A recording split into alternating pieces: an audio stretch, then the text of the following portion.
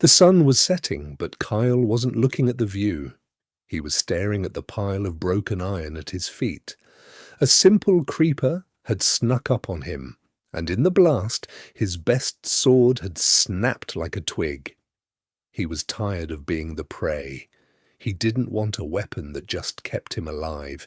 He wanted a weapon that made the monsters afraid of the dark. He opened a hidden chest in the corner of his base and pulled out a map drawn on heavy, dark paper.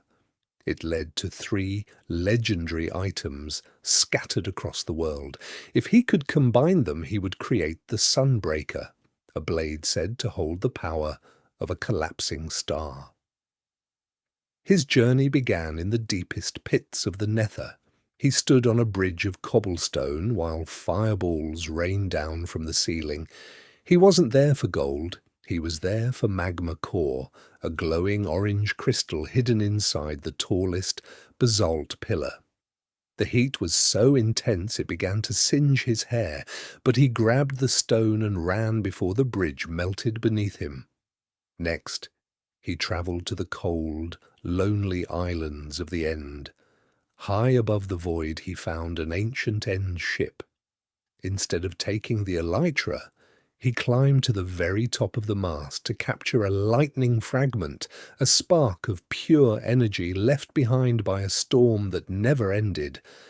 As he touched it, the sky turned white and the air hummed with electricity. The final piece was the hardest to find. He dug into the heart of a snowy mountain until he reached a cave filled with blue ice that never melted. There lay the frozen tear, a gem that stayed cold even in the hottest fire. With all 3 items in his pack, Kyle headed to his forge. He didn't use a normal furnace. He built a forge out of obsidian and blue fire.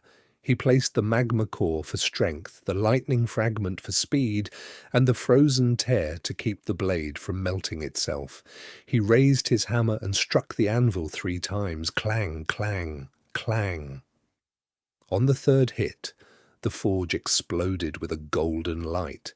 When the smoke cleared, Kyle reached into the sparks. He pulled out a sword that glowed like a miniature sun. The blade flickered with orange flames and blue sparks, and the air around it felt crisp and cold. A pack of hungry wolves, corrupted by the darkness, jumped from the shadows to attack. Kyle didn't even have to try.